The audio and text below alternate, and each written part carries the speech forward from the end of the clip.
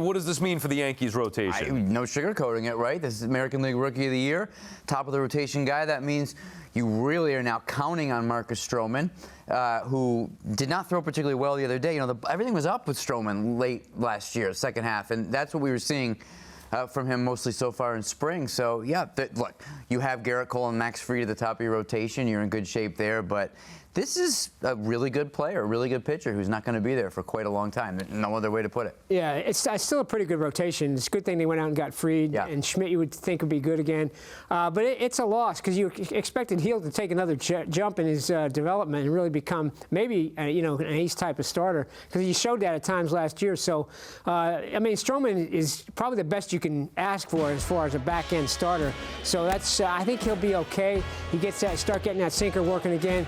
But you know, this is a team that's going to count on pitching, I think, to carry them. So it is a definite blow. Yeah, I mean, Jose, he was a difference maker for the Yanks last year. How big of a loss is Gil to that Yankee rotation? I think it's a huge loss because he was the best pitcher in the first half of the season for the Yankees. I mean, he won, like you say, rookie of the year. You know, and that's me. He's gonna be out at least 3 months.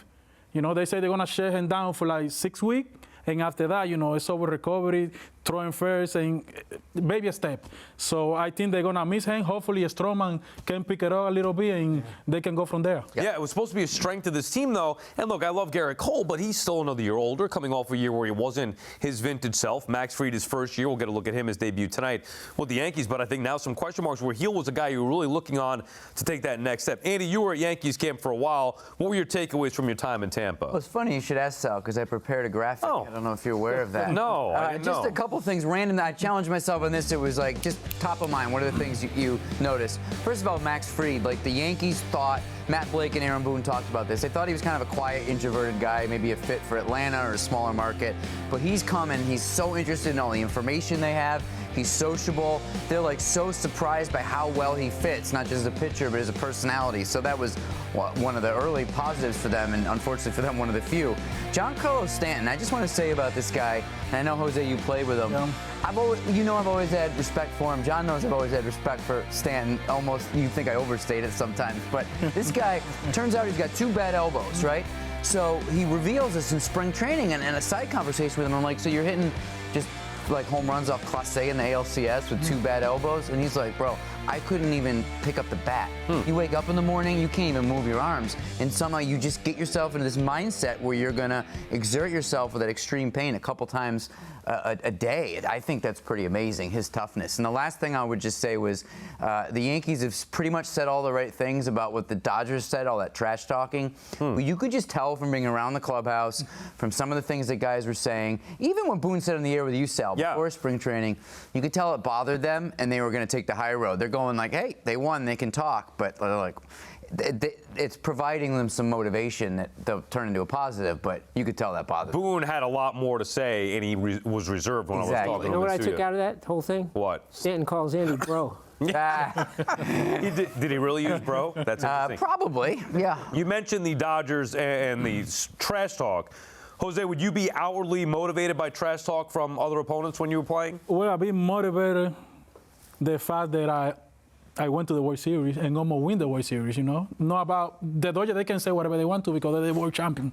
So the Yankees need to focus now, like in spring training, everybody get healthy, and focus on American League East to win that first. If they find in the World Series with the Dodgers again, then you shut it down there. You know, right now, don't worry about the Dodgers. Just worry about your team and try to go from there. All right, Harp, what do you think of the Yankees lineup without Giancarlo Stanton? It's a little bit of a concern because we know how big he's been for them. Not necessarily the regular season. I think they'll be okay, but he's been so big for them in October that he's got to get healthy. And you've got to wonder about both of these elbows. I mean, you got to think, I've never heard of anybody with tennis elbow in both elbows. You got to think it has something to do with the force of his swing. The guy hits the ball harder than anybody in baseball at times, even Judge. So at that force, you wonder what it's doing to those elbows. How long will he be out? You know, we're used to him having leg pulls, things like that, but this is a different type of injury. injury. I want to see if this kid Ben Rice maybe can take a step and become that left-handed hitting DH. You get Judge some more time at DH maybe as well. I don't think the regular season is a concern, but you need to see Stanton come back from this and be okay. Yeah, he's important. One thing I've noticed, Jose, covering Stanton in New York, is that there's a huge difference between how some fans perceive him and how he's perceived inside the room. Was he like that in his younger years, too, when you played with him in Miami, where he was this guy that had all that respect, quiet guy, but tough, and guys like him? What was he like as a teammate? He always been like that. He's a great teammate. We used to hang out a lot together there in Miami, and people need to understand. I know he get hurt a lot, but, Stanton's body is different than everybody else. I mean, if you guys be around him, he built like football player. Mm-hmm. That's why he get hurt so much. He don't want to get hurt. I mean, he want to be in the line, no? But sometimes when injury happens, it's nothing you can do. Yeah, well, don't you think, though, too much weight, Jose? To your point before, you're talking about the weightlifting. Guys got to be able to stay healthy. Yeah. But in Miami, when I was with him, he don't lift that much weight. He's just built like that. Yeah, it's crazy. How's he stay in shape like that if he's not lifting the weights? You too. You're looking jacked yourself over there. I'm working out every single day, So, I see a lot of ball players who retire, and they be, I don't want to be like that, That does happen. Come on, name names. Hey, wait, we saw a few of those at Old Timers Day a couple years ago. You're not going to be that guy. No.